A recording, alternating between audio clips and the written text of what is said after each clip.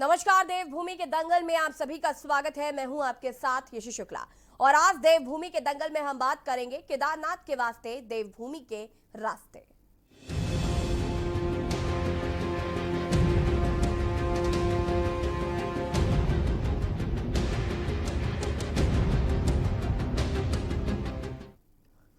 उत्तराखंड में विधानसभा चुनाव नजदीक आते ही राज्य का राजनीतिक पारा ठंड के मौसम में भी गर्मा गया है। दरअसल 5 नवंबर को प्रधानमंत्री नरेंद्र मोदी केदारनाथ आ रहे हैं।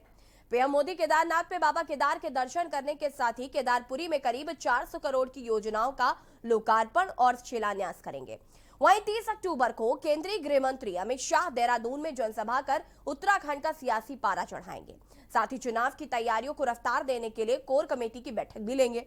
मोदी और शाह के दौरे के लिए भाजपा की प्रदेश इकाई ने तैयारियां भी शुरू कर दी हैं। इन सब के बीच पूर्व मुख्यमंत्री हरीश रावत ने मोदी से पहले केदारनाथ पहुंचकर माहौल को और गर्मा दिया है। हरदा का आरोप है कि डबल इंजन की सरकार में केदारनाथ का विकास नहीं हुआ है। जो भी काम हुए हैं वो सिर्फ कांग्रेस शासनकाल में हुए हैं। कुल मिलाकर चुनाव से पहले राज्य में सियासत गर्मा गई है। आज इसी पर करेंगे चर्चा, लेकिन उससे पहले यह रिपोर्ट देखें।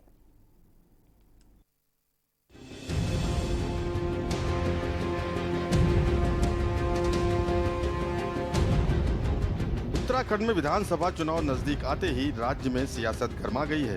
दरअसल चुनाव से पहले केंद्रीय गृह मंत्री अमित शाह आगामी 30 अक्टूबर को देहरादून में जनसभा कर उत्तराखंड का सियासी पारा चढ़ाएंगे।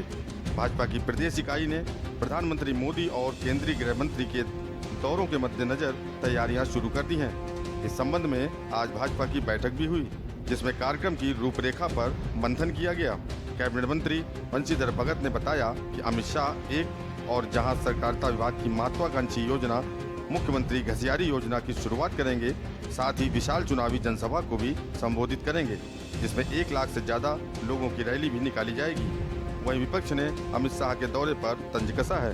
20 तारीख को भारतीय जनता पार्टी के पूर्व राष्ट्रीय अध्यक्ष, वर्तमान में देश के गृह मंत्री माननीय अमित शाह जी का दौरा उत्तराखंड में, और ये दौरा एक घसियारी योजना जो प्रदेश के अंदर लागू करने का है, जिससे पहाड़ों में जो घटना होती है, घास काटने में महिलाएं गिरकर कई बार मर भी जाती हैं, उनको हरी घास का बैंक मिले अपने क्षेत्र में, इसके लिए ये योजना लागू हो रही। और दूसरा, एक चुनावी जनसभा को संबोधित करेंगे। देखिए, अमित शाह जी पहले आए तो एडवांस में बधाई दे गए मुख्यमंत्री पुष्कर सिंह धामी को। आपदाग्रस्त क्षेत्रों को न राहत पहुंच पाई थी, न मुआवजा पहुंच पाया था, न जायजा ठीक ढंग से लिया गया था, न क्षति का आकलन ठीक ढंग से हुआ था। आप पीठ थपथपा के चले गए कि 100 में से 100 नंबर दे गए। अब अमित शाह जी आ रहे हैं, 4.5 पौने 5 साल तक तो उत्तराखंड की सुध ली नहीं आप लोगों ने। आपका आवागमन निरंतर चालू रहा, लेकिन कहीं ना कहीं उत्तराखंड को जो सौगातें मिलनी चाहिए थी, जो हम पर्यावरण की रक्षा में एक अहम भूमिका निभाते हैं, जो जनता ने आपको इतना प्रेम और विश्वास, प्रचंड बहुमत और डबल इंजन के रूप में दिया, उसके बदले कुछ तो देते। कुछ 30 नवंबर को अमित शाह के बाद देश के प्रधानमंत्री मोदी भी उत्तराखंड दौरे पर रहेंगे, जहां वो 5 नवंबर को केदारनाथ में बाबा केदार के दर्शन करने के साथ ही केदारपुरी में करीब 400 करोड़ की योजनाओं का लोकार्पण एवं शिलान्यास करेंगे। साथ ही केदारनाथ में आदि गुरु शंकराचार्य की भव्य प्रतिमा का अनावरण भी करेंगे। उधर आगामी विधानसभा चुनाव के लिहाज से भी प्रधानमंत्री के केदारनाथ दौरे को महत्वपूर्ण माना जा रहा है। माह भर के भीतर उनका उत्तराखंड का ये दूसरा दौरा होगा। वहीं मोदी के केदारनाथ दौरे से पहले पूर्व मुख्यमंत्री हरीश रावत ने केदारनाथ पहुंचकर बाबा केदार के दर्शन किए। इसके साथ ही उन्होंने पुनर्निर्माण के कार्यों पर सवाल भी खड़े किए। 5 काम ऐसे रह गए थे जो हम उनको समय की कमी के कारण नहीं कर पाए। एक, भैरव घाटी की, भैरव पहाड़ी की सुरक्षा। दूसरा, केदारपुरी की मंदाकिनी के भू संरक्षण से सुरक्षा, जो नीचे से लेकर के नीचे हमारे तल्ली लिंचोली से लेकर के केदारपुरी तक है, जिसमें सरल हो रहा है, कटाव हो रहा है। प्रधानमंत्री जी 5 तारीख को केदारनाथ आ रहे हैं और उसकी व्यापक तैयारियां अभी से शुरू हो गई हैं और पूरे देश में कई स्थानों पे इस कार्यक्रम का जो है प्रसारण भी किया जाएगा। हर जगह बड़े बड़े कार्यक्रम भी आयोजित किए जाएंगे और प्रधानमंत्री 5 तारीख को केदारनाथ से इस कार्यक्रम का उद्घाटन विधिवत करेंगे। कुल मिलाकर शाह और मोदी के उत्तराखंड दौरे से पहले राज्य में सियासत गरमाना स्वाभाविक है। देखना होगा क्या 2022 में भी मोदी शाह का जादू देखने को मिलेगा। क्या बीजेपी का 60 पार का नारा साकार होगा। ये न्यूज के लिए देहरादून से अंकित काला की रिपोर्ट। जी हां, तो उत्तराखंड में विधानसभा चुनाव नजदीक आते ही राज्य का राजनीतिक पारा ठंड के मौसम में भी गर्मा गया है।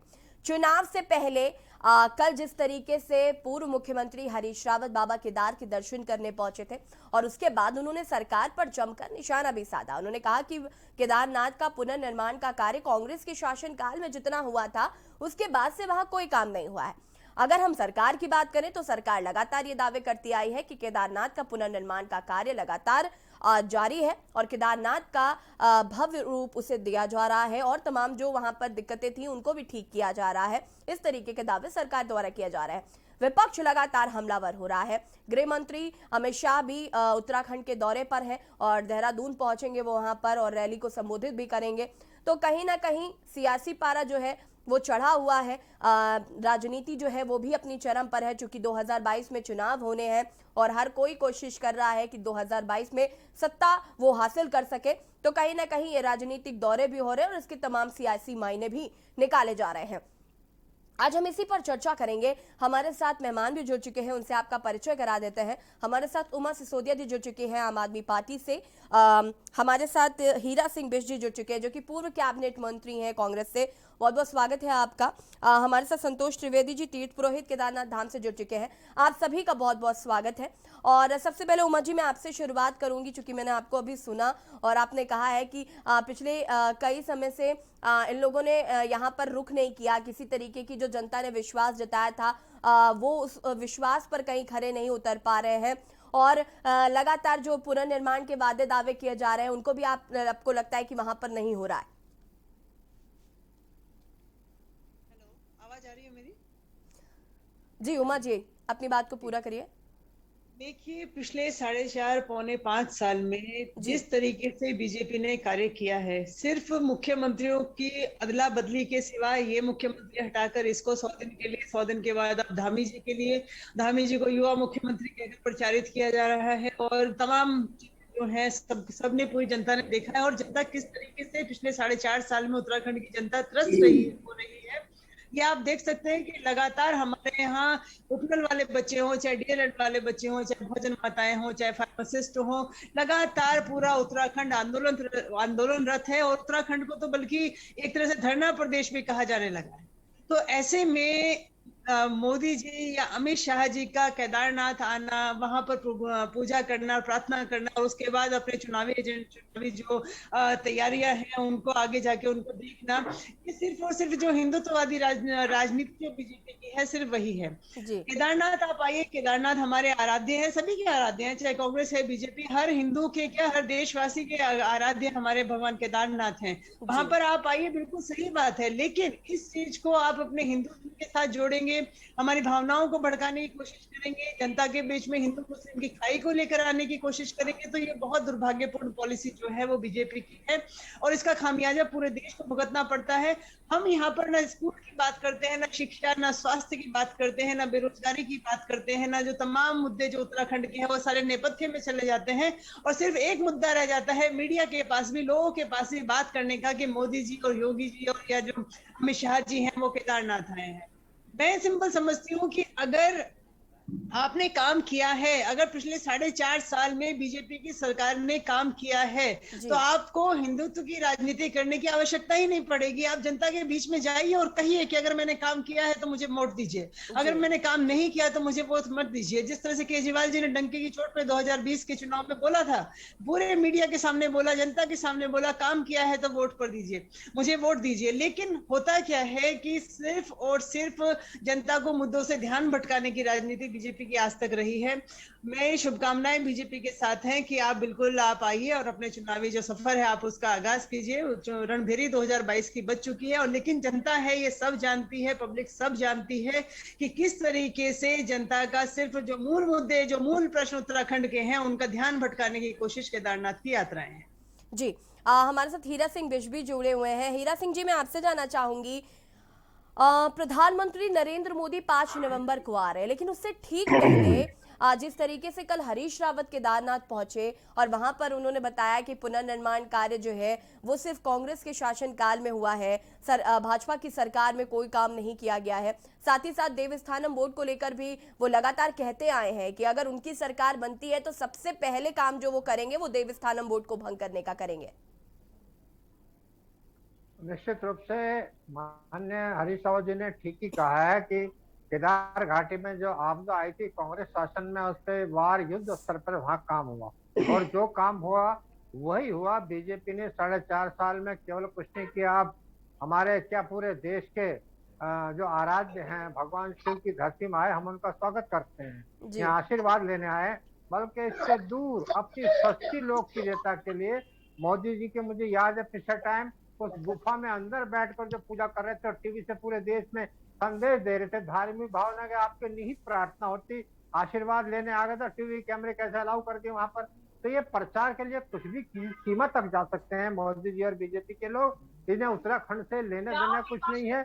आपदा यहाँ पर आई, इतनी भयंकर आपदाएं आ रही, अभी तक राहत का पैकेज नहीं है। मंत्री हवाई सर्वे करके चले गए, अमित शाह जी, मोदी जी आएंगे, डबल इंजन है कहाँ? जो दुर्दशा उत्तराखंड की आज, मृत्यु दर कोरोना में देश में नंबर 2 पर है उत्तराखंड, बेरोजगारी में नंबर 1 पर है। बाहर से 3.5-4 लाख लोग आए कोरोना महामारी के पीड़ित, गुजरात से, महाराष्ट्र से, दिल्ली से, कोई व्यवस्था सरकार ने नहीं की।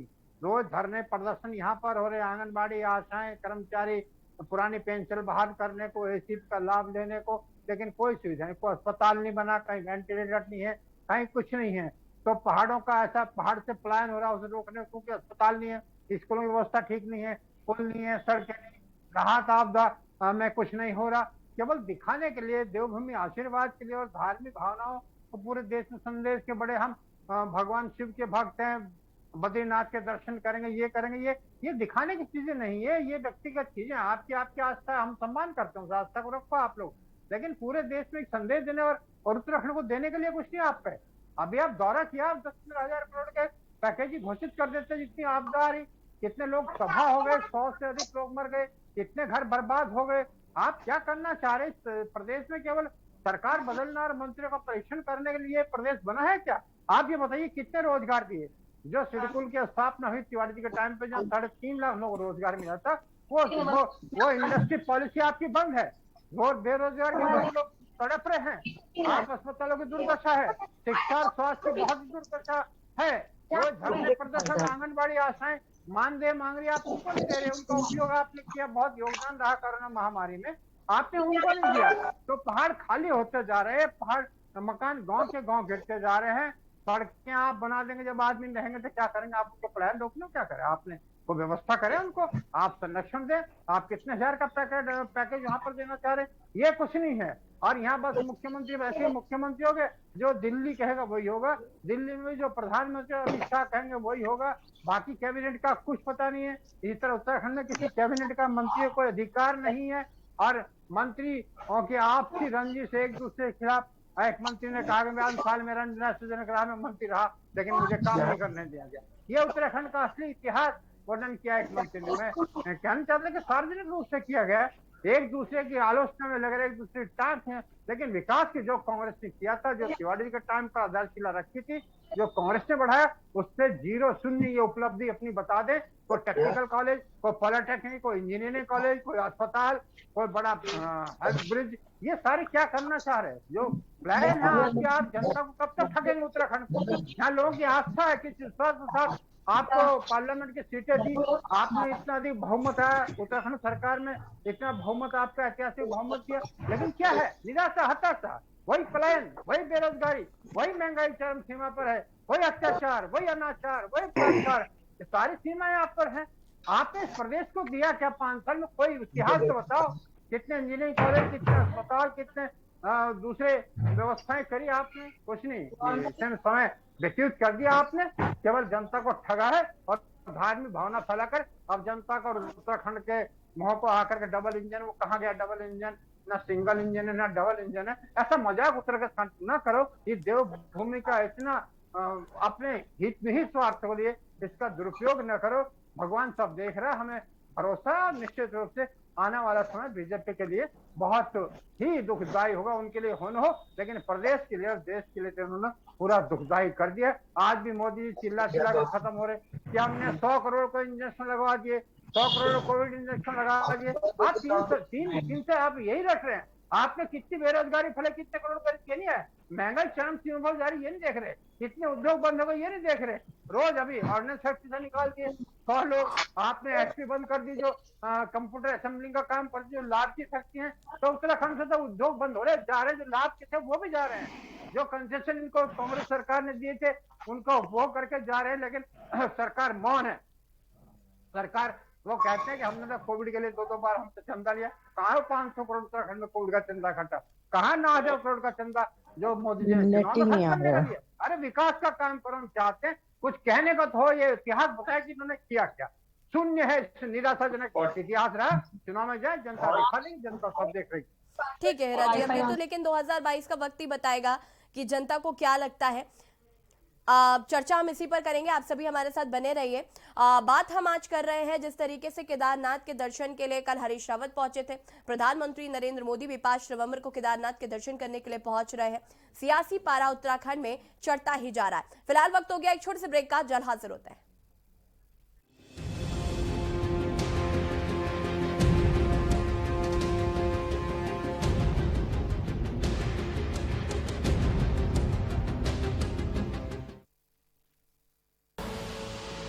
देख रहे हैं के न्यूज, खबरों का सारथी। दिवाली आ रही है, आप सबको दिवाली की ढेर सारी शुभकामनाएं।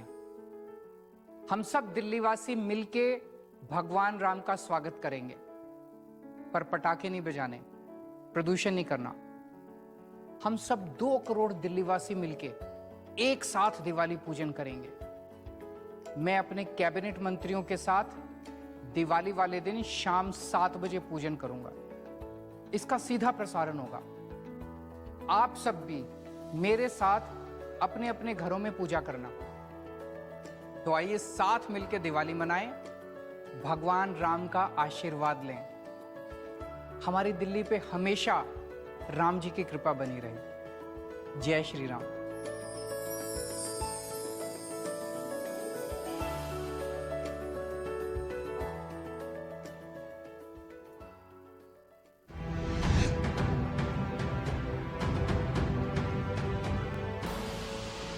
देख रहे हैं के न्यूज, खबरों का सारथी।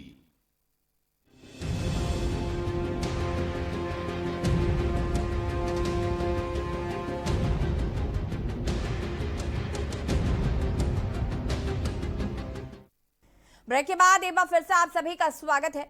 उत्तराखंड में विधानसभा चुनाव नजदीक आते ही राज्य का राजनीतिक पारा ठंड के मौसम में भी गर्मा गया है। दरअसल 5 नवंबर को प्रधानमंत्री नरेंद्र मोदी केदारनाथ आ रहे हैं।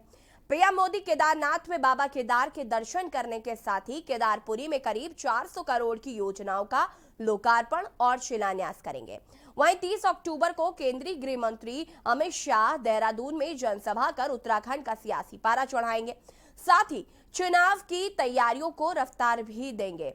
मोदी और शाह के दौरे के लिए भाजपा की प्रदेश इकाइयों ने तैयारियां शुरू कर दी हैं और इन सबके बीच पूर्व मुख्यमंत्री हरीश रावत ने मोदी से पहले केदारनाथ पहुंचकर माहौल को और गर्मा दिया है। और डबल इंजन की सरकार में केदारनाथ का विकास नहीं हुआ, जो भी काम नहीं हुए हैं उनको लेकर सरकार को जिम्मेदार ठहराया है। और उन्होंने कहा है कि केदारनाथ में जो भी काम हुए हैं वो सिर्फ कांग्रेस के शासन काल में हुए हैं। कुल मिलाकर चुनाव से पहले राज्य में सियासत गर्मा गई है और हम इसी पर आज चर्चा कर रहे हैं। चुनाव से पहले देवभूमि में सियासत तेज हो गई है। अमित शाह का दौरा है, विपक्ष लगातार हमलावर हो रहा है उनके इस दौरे को लेकर। पीएम के दौरे से पहले भी यहां पर घमासान छिड़ा हुआ है। बड़ा सवाल है कि देवभूमि में किसका बेड़ा पार होगा। बीजेपी एक तरफ जहां 60 पार का नारा दे रहे हैं, चुनाव से पहले देवभूमि में सियासत काफी तेज हो गई है। हम इसी पर चर्चा कर रहे हैं। हमारे साथ उमा सिसोदिया दी लगातार जुड़ी हुई है आम आदमी पार्टी से।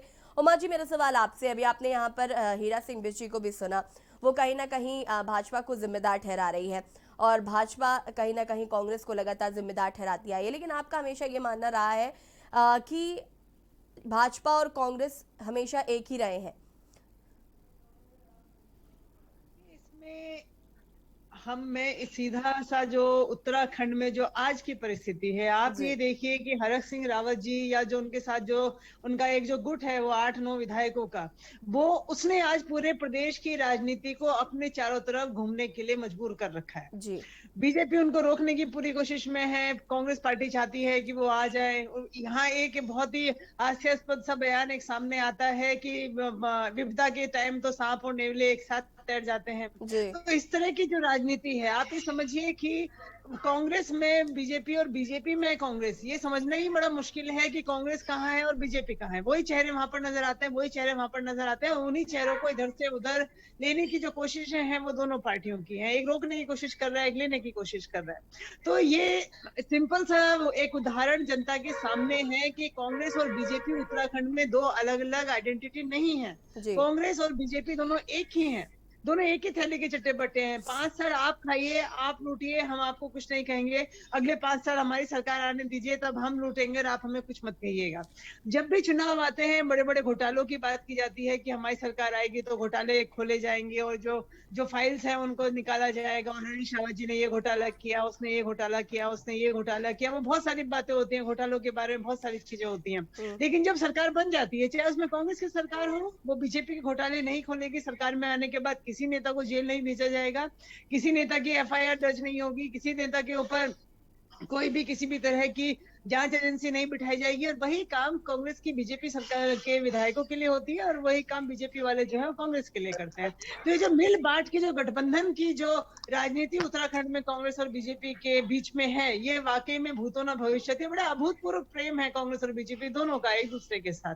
तो आम आदमी पार्टी के आने से इस प्रेम में जो है वो खलल पड़ चुका है। जनता देख रही है कि एक आम आदमी पार्टी के रूप में एक तीसरा मजबूत और सशक्त विकल्प इस समय उत्तराखंड की जनता के सामने है और जनता बहुत उम्मीद भरे निगाह के साथ देख रही है। और मैं जनता से बिल्कुल ये अपील करना चाहती हूँ कि कांग्रेस में बीजेपी और बीजेपी में कांग्रेस, इन दोनों को आपको समझना पड़ेगा अगर आप वाकई में उत्तराखंड का विकास चाहते हैं। अब आप देखिए, केदारनाथ में भी हरीश रावत जी भी जाते हैं और हमारे जो माननीय प्रधानमंत्री मोदी जी हैं वो भी जाते हैं, क्योंकि एजेंडा एक जैसा ही है, कामकाज करने का तरीका एक जैसा ही है, व्यवस्था वही है, चाहे कांग्रेस की सरकार आए चाहे बीजेपी की सरकार आए। जनता के लिए ना कांग्रेस ने कुछ किया होता तो आज ये 11 विधायकों पर सिमटे हुए नहीं होते, क्योंकि जनता ने इनको नकारा है पूरी तरह से। 2017 में नकारा है कांग्रेस को, इसलिए इनकी जो आज बुरी स्थिति है वो सबके सामने है। और इसी घमंड में मैं कहूंगी, बीजेपी कहती है कि हम 60 पार इस बार जो उन्होंने नारा दिया है, तो कांग्रेस को सबसे पहले तो अपनी स्थिति को मजबूत करना चाहिए अगर वो वाकई में इस समय 2022 के चुनाव में जाना चाहते हैं। ठीक है उमा जी, हमारे साथ बीजेपी से हनी पाठक जी भी जुड़ चुके हैं। हनी जी, बहुत बहुत स्वागत है आपका। धन्यवाद। हनी जी, आपसे जानना चाहूंगी मैं कि कल हरीश रावत पहुंचे थे केदारनाथ, बाबा केदार के दर्शन करने के लिए।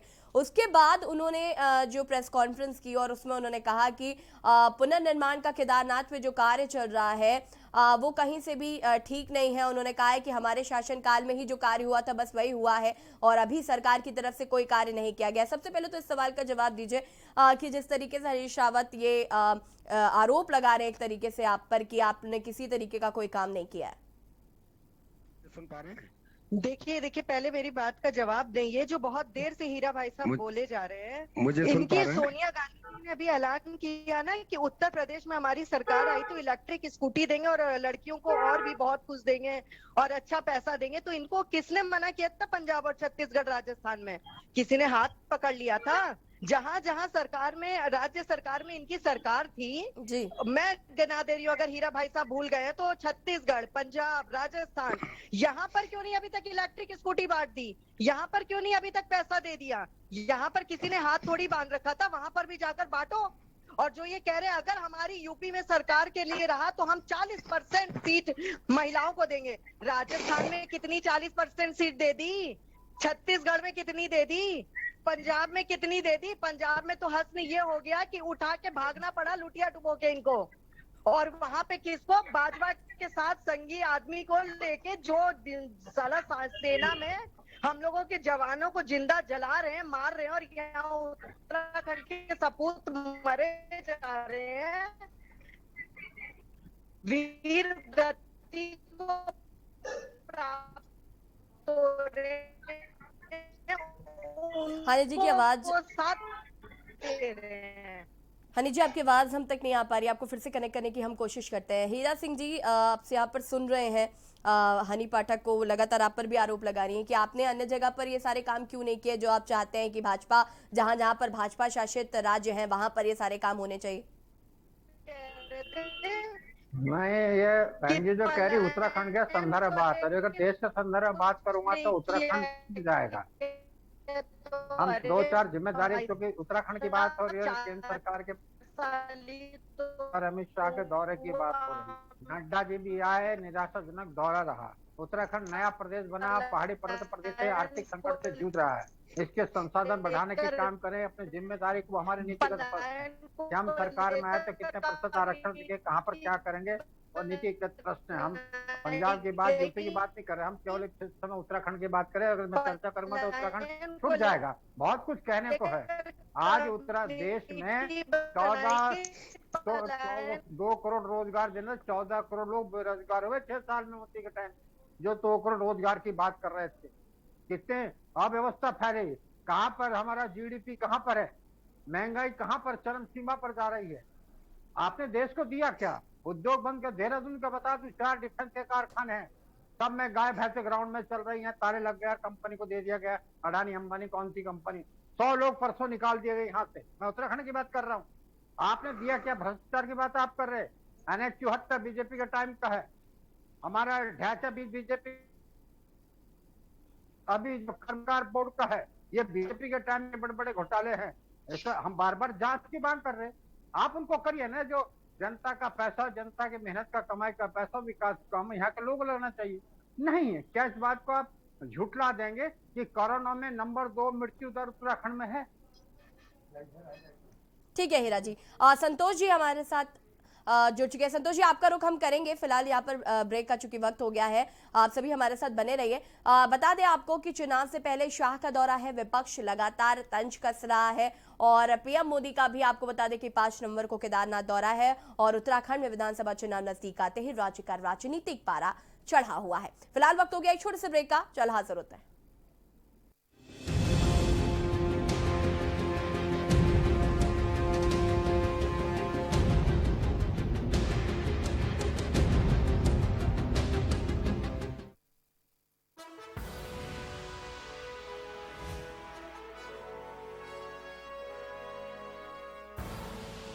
आप देख रहे हैं के न्यूज, खबरों का सारथी।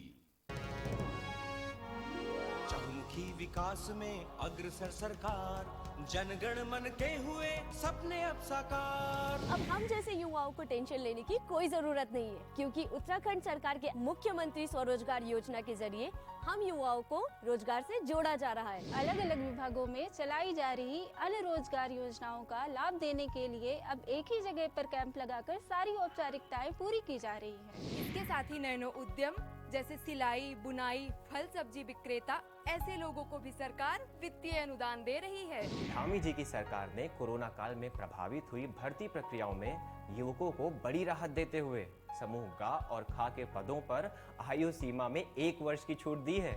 और यही नहीं, मार्च 2022 तक होने वाली भर्ती परीक्षाओं में लिया जाने वाला शुल्क भी धामी जी ने अब माफ कर दिया है। वीर चंद्र सिंह गढ़वाली पर्यटन स्वरोजगार योजना के तहत दी जाने वाली सब्सिडी को बढ़ाया जा रहा है। अब स्टार्टअप के लिए भी सरकार युवाओं को सहूलियत दे रही है। श्रीनगर, हल्द्वानी और देहरादून के मेडिकल कॉलेजों में 501 पदों को सृजित किया गया है, और इसी के साथ ही राजकीय नर्सिंग कॉलेज बाजपुर में 70 पदों की स्वीकृति दे दी गई है। उत्तराखंड में लगभग 22 से 24 हजार रिक्त पदों और बैकलॉग के साथ ही समस्त रिक्त पदों पर भर्ती प्रक्रिया शुरू हो चुकी है। अब मिलेगा हमें रोजगार का अधिकार। युवाओं के संग है हम, उत्तराखंड है हम। जुबान के लिए उड़ चला, गैरों की खुशबू अपने पन की ढूंढता और दूर कितना भी जा, इस जुबान से दूर ना जा पाओगे। विमल, बोलो जुबान केसरी। आप देख रहे हैं के न्यूज, खबरों का सारथी।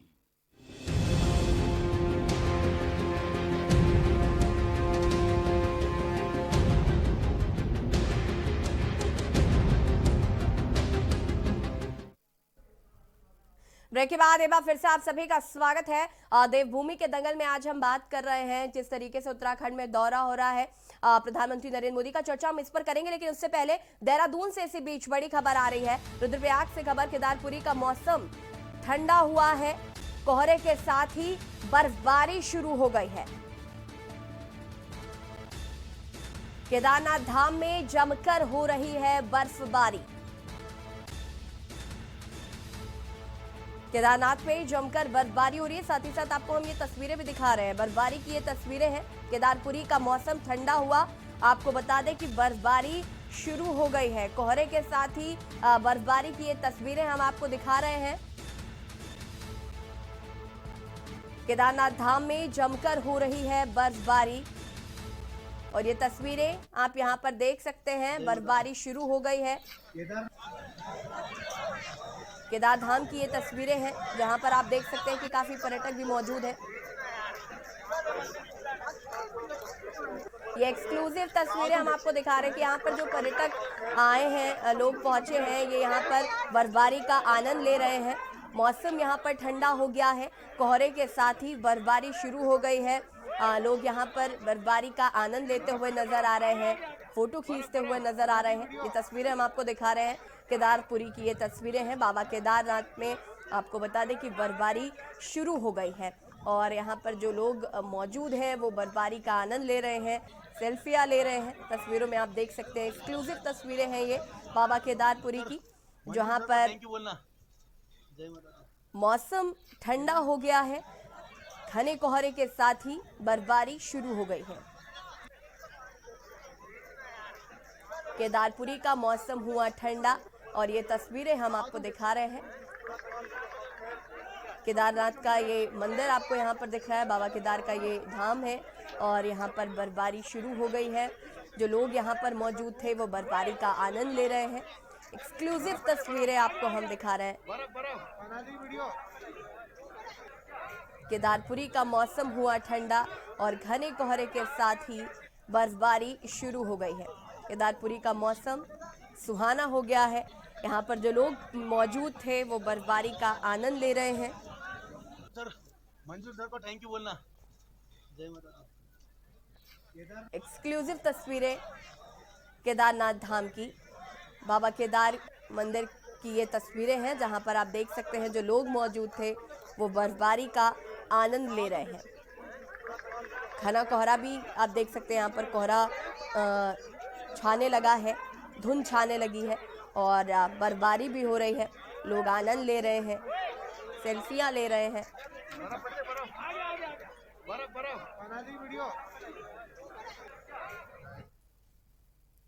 और अब बात करेंगे देवभूमि के दंगल की। उत्तराखंड में विधानसभा चुनाव नजदीक आ गए हैं। राज्य का राजनीतिक पारा मौसम ठंड के मौसम में भी गर्मा गया है।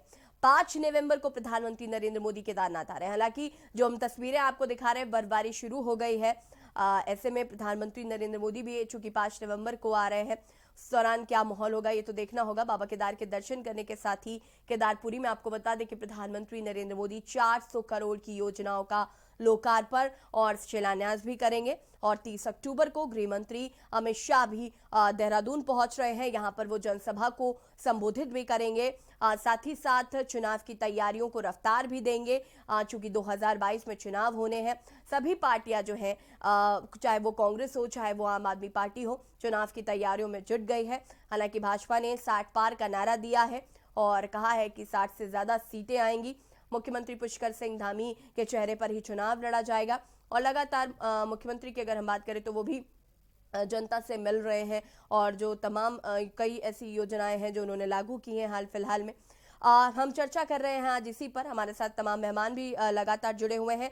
सबसे पहले हम संतोष जी आपका रुख करेंगे। यहाँ पर भाजपा कांग्रेस दावा कर रही है कि जिस तरीके से काम जो है वो किए जा रहे हैं वो कहीं ना कहीं कांग्रेस कह रही है कि हमारी सरकार में हुए हैं, भाजपा कह रही है हमारी सरकार में हुए हैं। आप वहां पर मौजूद हैं, कितना काम वहां पर हुआ है या किस तरीके की कमी आप देख पा रहे हैं? मैं चाहूंगी कि आप एक बार दर्शकों को बताएं।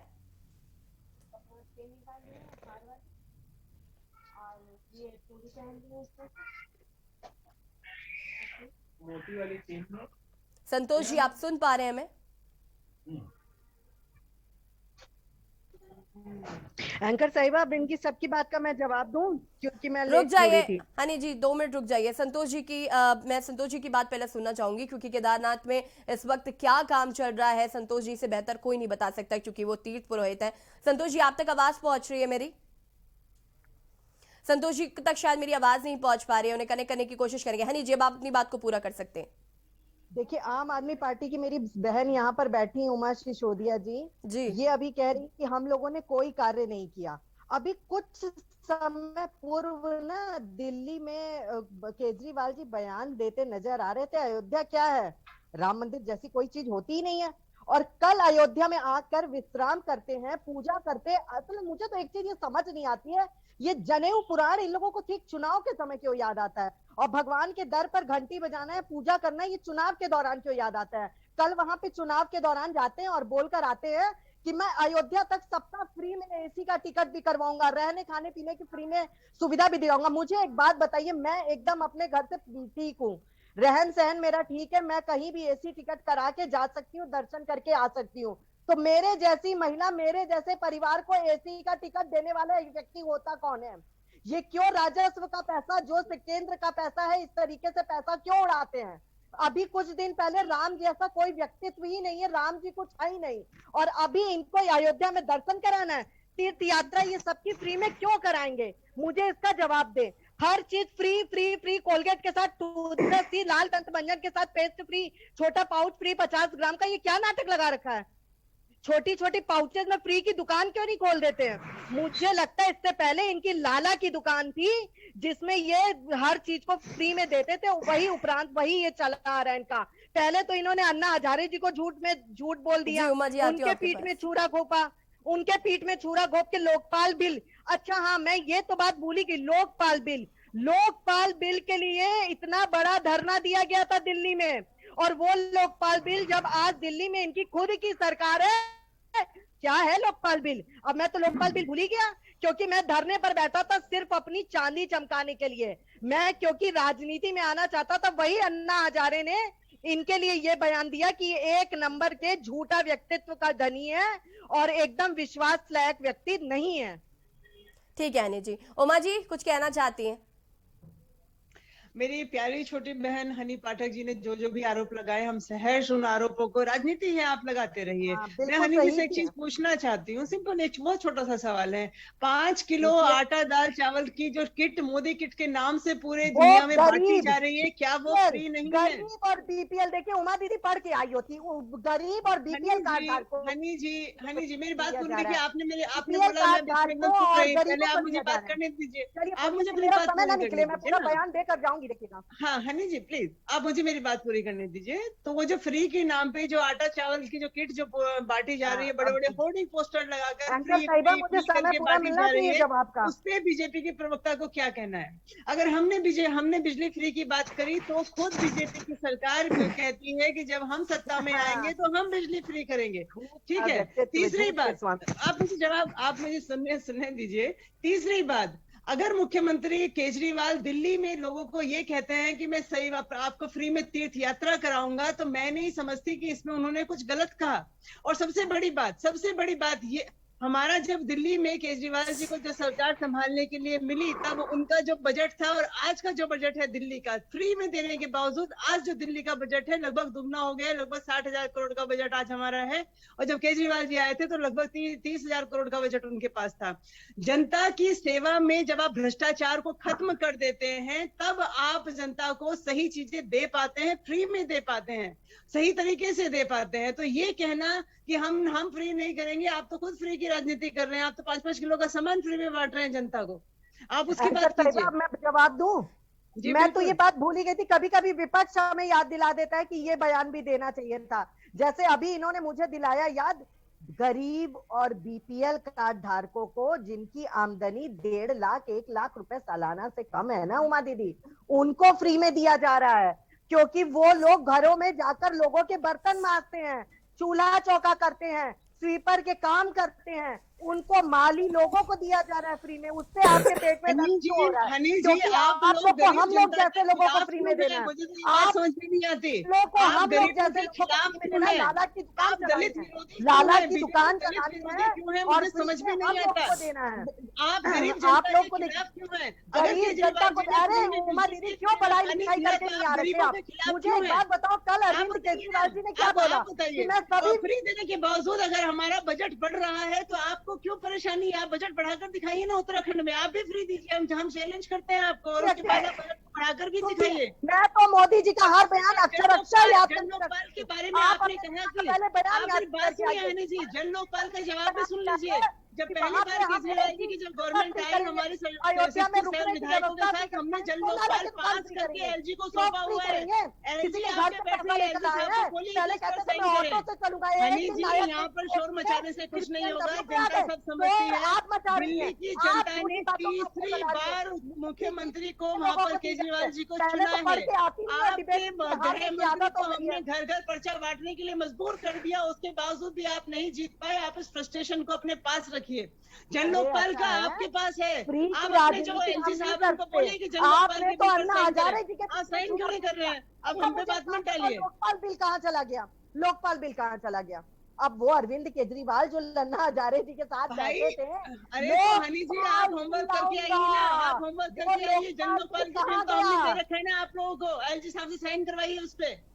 हनी जी होमवर्क पूरा करके आइए, किसी आपको पता ही नहीं कि दिल्ली में क्या क्या काम हो रहा है। वैसे कोरोना मुक्त भारत का दिल्ली का निर्माण कराएंगे और दिल्ली में साला लोग सड़कों पर मर गए क्योंकि कोरोना में इलाज जगह नहीं थी। उत्तराखंड में क्या हालत थी हनी जी? क्या आपने वो नहीं देखा? क्या खाली दिल्ली में आपको केजरीवाल का इतना डर हो गया? उत्तराखंड में केजरीवाल जी के आते ही क्या आपको सिवाय दिल्ली के और कुछ नजर ही नहीं आ रहा? आपने उत्तराखंड के दून हॉस्पिटल की हालत देखी और तमाम हॉस्पिटल्स की हालत देखी है। किस तरह से यहाँ पर टोकन बांटे गए, किस तरह से टोकन बांटे गए शमशान घाट में। उनकी बात मत कीजिए। अगर आप आपका बयान मैं याद दिलाती हूँ कि जनता कुत्ते की तरह बाहर, जनता को आपने कुत्ते से तुलना कर दी थी। आप अपना बयान भूल गई है क्या? फिर माफी मांगी थी। हनी जी आपके प्रवक्ताओं ने तो भीख मंगा बोलते हैं जनता को। आपके प्रवक्ताओं ने क्या नहीं बोला है? आपके प्रवक्ताओं ने क्या? अब आप जन लोकपाल पर बात कीजिए ना। जन लोकपाल की फाइल आपके एलजी दबा कर बैठे हैं हनी जी। जन लोकपाल की फाइल आपके एलजी साहब दबा कर बैठे हैं, उनको बोलिए कि उस पर साइन करें।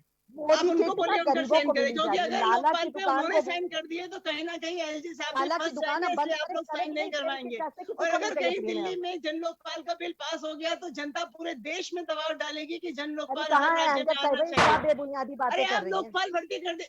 आपने बोला था कि 100 दिन के अंदर हम यहाँ उत्तराखंड में लोकपाल लेकर आएंगे। आपके लोकपाल कहाँ है? आप बता दीजिए ना। लोकायुक्त कहाँ है आपके? लोकायुक्त। हनी जी आपने सवाल पूछ लिए अपने आम आदमी पार्टी से। उत्तराखंड में आपके 57 विधायकों की सरकार है। आप बताइए ना आपके लोकायुक्त कहाँ है?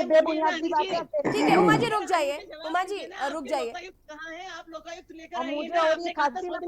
उमा जी रुक जाइए। हनी जी मेरा आपसे सवाल है और मैंने जो आपसे सवाल पूछा था उसका जवाब आपने अभी तक नहीं दिया है।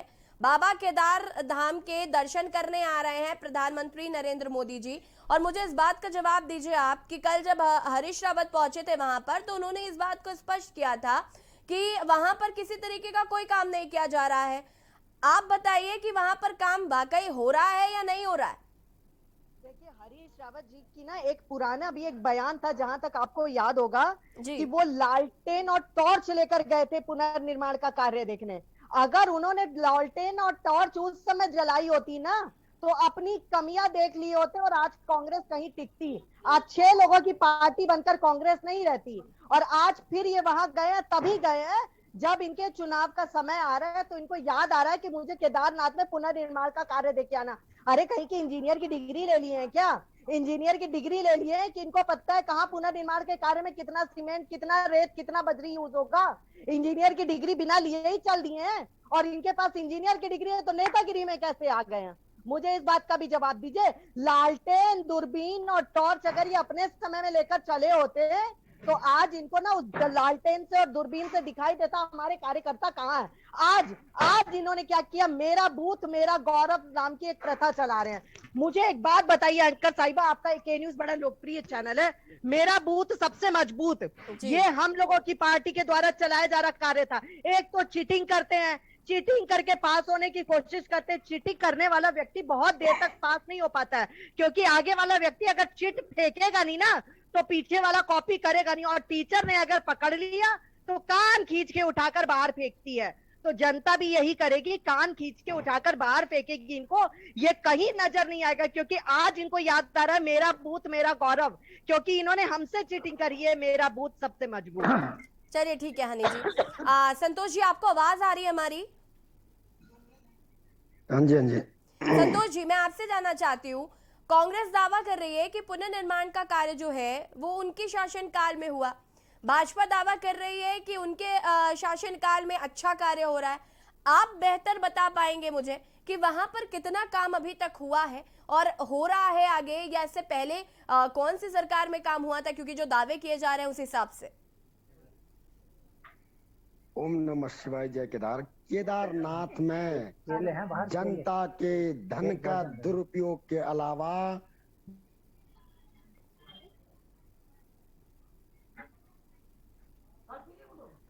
संतोष जी से कनेक्शन नहीं हो पा रहा है। हीरा जी, आपको जवाब देना चाहते हैं हनी पाठक जी की बात का? हनी पाठक जी हमारी बहन बड़े जोश में थी कि दुरुपयोग हो रहा है केदारनाथ में। जोश में तो मैं रहती हूँ, भारतीय जनता पार्टी का हर कार्यकर्ता हमेशा जोश में रहता है। नींद से उठा के कह दो चुनाव में चलना है हीरा भाई साहब, खड़े हो जाएंगे।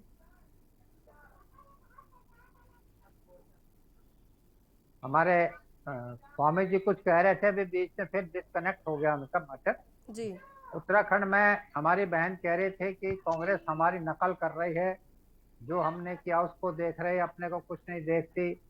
आप पार्टी पर भी आरोप लगा रहे हैं। आप पार्टी का तो उत्तराखंड में फिलहाल कुछ मामला है नहीं, भले ये 300 उसके कनेक्शन देने बिजली के उसकी माफ करने की बात करें या दूसरी घोषणा। हीरा भाई साहब, आपकी बात नहीं आ रही, कैसे जवाब दूं आपकी बातों का?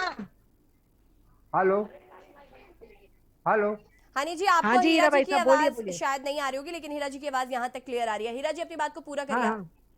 हाँ, पूछिए।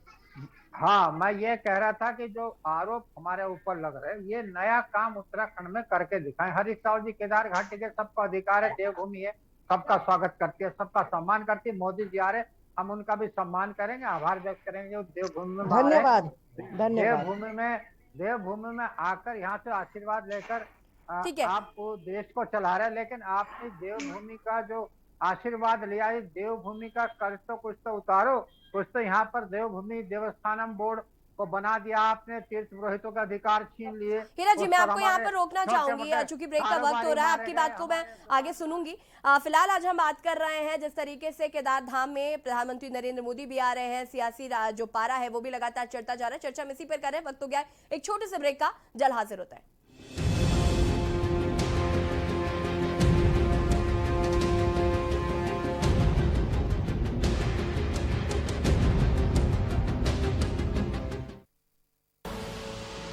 देख रहे हैं के न्यूज, खबरों का सारथी। चमकी विकास में अग्रसर सरकार, जनगण मन के हुए सपने अब साकार। मुख्यमंत्री पुष्कर सिंह धामी जी ने सभी कार्यालयों में अधिकारियों और कर्मचारियों को सुबह 10 बजे से लेकर दोपहर 12 बजे तक जन समस्याओं को सुनने और उनका समाधान करने के कड़े निर्देश दिए। अब तहसील दिवस के अवसर पर सभी अधिकारी मौजूद रहते हैं। अब जनता को बेहद आसानी हो रही है। उत्तराखंड में एक नया जोश आया है, जैसे उत्तराखंड को मुख्यमंत्री की तलाश थी उस तरह से वो काम कर रहे हैं। वर्तमान में मुख्यमंत्री जी द्वारा कार्यालयों का औचक निरीक्षण किया जा रहा है, जिससे सभी अधिकारी और कर्मचारी अनुशासित होकर कार्य कर रहे हैं। यही नहीं, यदि आप किसी कार्यालय में नहीं जाना चाहते तो आप घर बैठे ही मुख्यमंत्री हेल्पलाइन 1905 पर अपनी समस्या दर्ज करा सकते हैं। सुशासन के संग हैं हम, उत्तराखंड है हम। देख रहे हैं के न्यूज, खबरों का सारथी।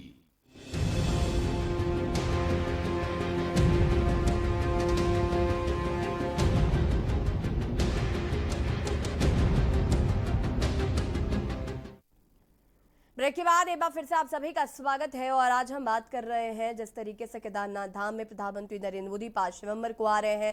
गृह मंत्री अमित शाह का भी देहरादून दौरा है, जनसभा को वो संबोधित करेंगे।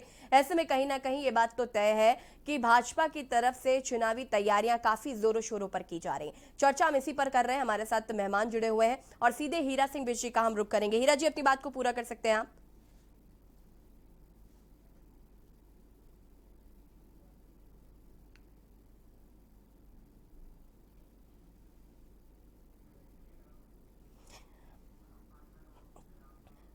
हीरा जी शायद अभी हमारे साथ मौजूद नहीं है।